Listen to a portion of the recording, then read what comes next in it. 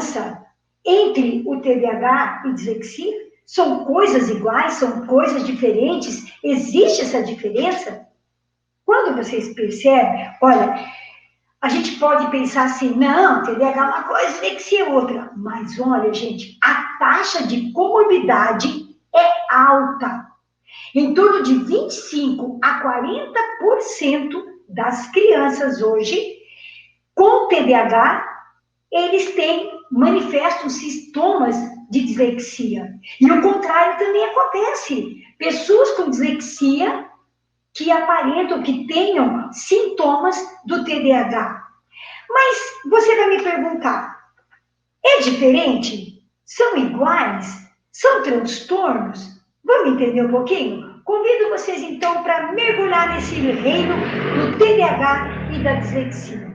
O que é a dislexia, gente? A dislexia, como a própria palavra fala, é dificuldade.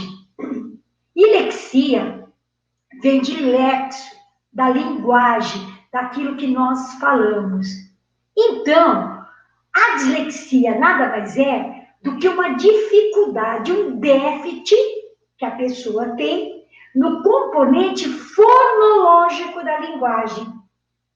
E isso aí, quando ela tem essa dificuldade, aparece num tempo em que é disparado, diferente da idade cronológica que ela está. Então, como diz a Associação Brasileira de Dislexia, e eu vou pedir licença para fazer a leitura do que a Associação Brasileira de Dislexia diz sobre a dislexia. São dificuldades que normalmente resultam de um déficit de componente fonológico da linguagem e são inesperadas em relação à idade e outras habilidades cognitivas.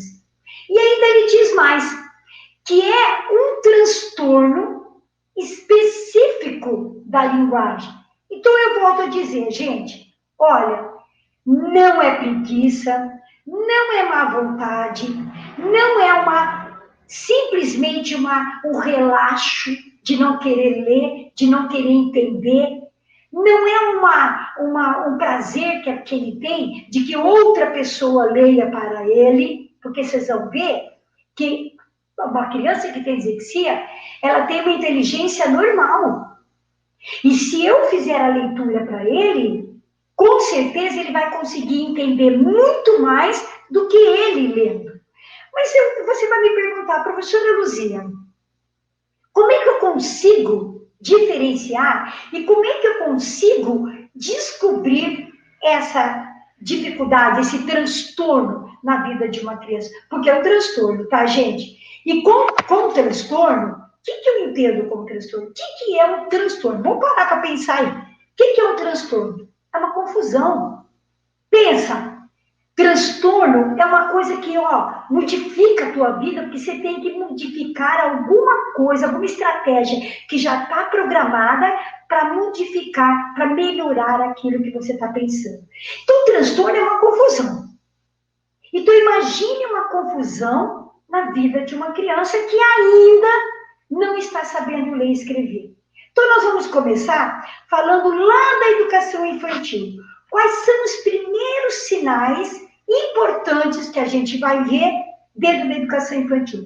Eu vi, enquanto eu esperava, pelo chat aí, que tem várias professoras que trabalham dentro da educação infantil e que, às vezes, elas falam, não, deixa lá, quando chegar lá no ensino fundamental, isso passa, né? É coisa de criança, é relaxo de mãe, é não sei o quê. Nada disso, pessoal.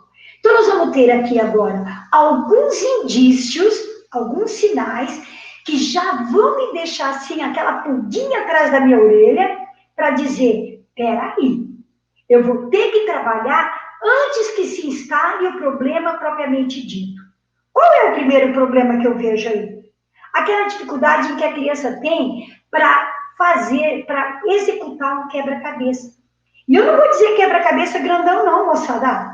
Eu estou dizendo um quebra-cabeça de 9, 12 peças no máximo, que são, inclusive, figuras conhecidas dele. Eles nem gostam de fazer, porque eles vão ali, ó, na base do juntar um pedacinho com um pedacinho, eles não olham a figura por um todo. Então, nós temos que começar, quando a gente for dar um quebra-cabeça para uma criança, aquele de superposição, que embaixo tem a figura e em cima ele vai montar o quebra-cabeça, porque ele tem uma base, ele tem que enxergar aquela situação que está ali, onde ele tem que pôr a pecinha sobre ela, certo? Então, essa é a primeira dificuldade. A segunda é aquela dificuldade que a criança tem de sentar para ler um livro. Sabe aquele momento em que a professora programa bonito, lá no cantinho da sala, uma almofada de princesa, a outra com uma bola, né, uma almofada com bola para os meninos, aí eles vão lá, se esparramam no chão, aquele delícia de interesse que toda criança tem de pegar um livrinho, de manusear, de fazer de conta que está lendo. A criança com dislexia não tem, não. Sabe por quê? Porque ela não gosta de nada que se está com material impresso, que ela precise fazer leitura. Então, ela, ó, ela foge de tudo isso daí. Tá certo? Outra coisa importantíssima, ela tem uma dificuldade muito grande de aprender música, de ritmo, rimas, gente, é muito complicado. Então, aquela brincadeira que a gente faz dia a dia na educação infantil, com músicas, né? Com situações prazerosas para tantas crianças, para ela é nada disso, não. Apresentações, Dia das Mães, final de ano, festa junina, enquanto todo mundo vai para lá, ela vai para lá. Quando todo mundo abaixa, ela está levantando. Por quê? Porque ela tem dificuldade nesse padrão de controle, de fazer as coisas acontecerem dentro de um esquema que a gente chama de situações que ela não consegue ver o que vem antes e o que vem depois. Problema de memória, ela não vai conseguir ter essa facilidade que as outras têm. Ela não consegue seguir instruções. Então, se eu digo para ela, primeiro faz um passinho assim, depois outro assim. Putz, quando todo mundo foi para trás, ela ainda está nesse aqui. Percebe? Então, é difícil para ela fazer essas dificuldades, essas coisas de ritmo. Outra coisa, a dislexia, ela faz com que a criança fique muito dispersa. E aí é que está a grande dificuldade, porque a criança com TDAH também é dispersa. A criança com TDAH, ela também não tem foco e não tem atenção.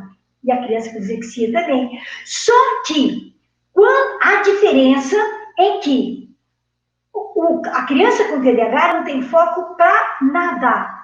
A dislexia não, é mais para a coisa que se leve à leitura de coisas impressas com a devida interpretação delas.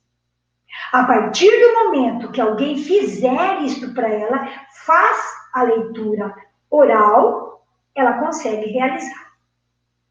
O grande indício e a grande dificuldade, mas é assim, eu digo assim, que uma das situações mais complicadas é que a criança com dislexia, se você for fazer uma anamnese bem feita, né? Por isso a importância de uma psicopedagoga, nós vamos falar um pouquinho sobre isso daqui a pouco. O que acontece? Quando ela faz uma anamnese bem feita, ela vai entender quais foram como que foi a evolução da motricidade dessa criança.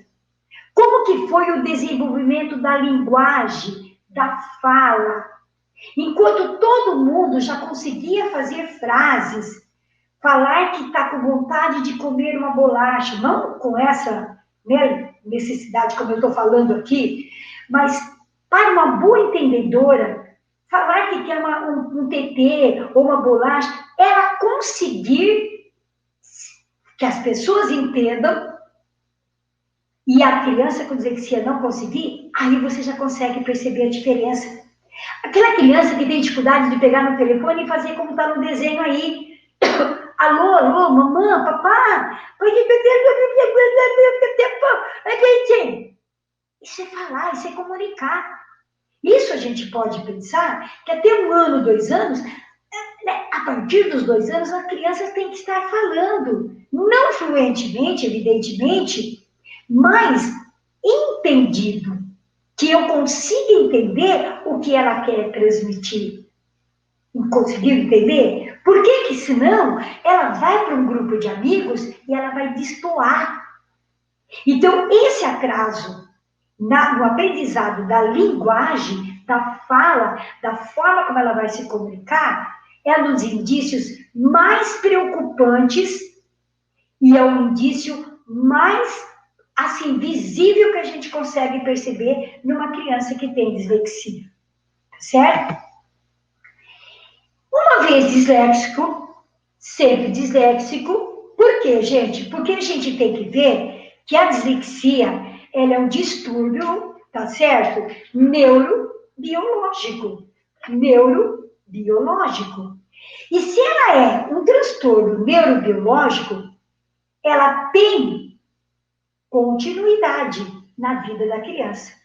E essa continuidade dá um transtorno na vida da pessoa, gente, que você não tem ideia. Pensa num professor que eu tive numa das minhas formações, que era disléxico. Naquela época, não que eu seja velha, porque eu comecei a estudar bem cedinho, tá? Naquela época, não tinha esse monte de coisas bonitas, facilidade, né, que nós temos hoje, da internet. Então, o que ele fazia? Ele pedia para a secretária dele escrever, e ele era o único professor que não passava absolutamente nada no quadro. Mas nós não sabíamos o motivo. Só depois, conversando com ele em paralelo, é que ele nos segredou que ele tinha muita dificuldade na escrita. Volta e meia, quando ele estava dando aula, que ele estava agitado, que ele ia escrever alguma coisa, ele se perdia. Então, quem tem dislexia vai persistir pela vida. Mas ele vai continuar sendo uma pessoa maravilhosa, com condições suficientes de trabalho, de vida pessoal, de tudo. Certo, gente? Só que ele vai ser atrapalhado com isso daí por um probleminha aí que ele tem. Mas nada que possa dizer assim, esse cara não vai dar conta de tudo. Não, ele dá conta. Só que não da forma como todo mundo daria. Então, quais são as dificuldades que ele vai encontrar lá no ensino médio? Porque a professora de educação infantil, infelizmente, deixou passar. Disse assim, lá no ensino médio, a professora chega lá e manda ver. Tudo bem, aqui não tem problema, aqui ele veio só para brincar. Tá? E aí, quando chega no ensino médio, o que acontece? Ele vai ter um vocabulário pobre. O que é um vocabulário pobre? É um vocabulário com sentenças curtas. Então, se você vai dizer assim para ele, olha, forme uma frase com a palavra cachorro. O que ele vai dizer? O cachorro é bonito, o cachorro é belo, o cachorro é sujo, o cachorro... São sentenças pai deu, entendeu? É imaturo para a idade dele.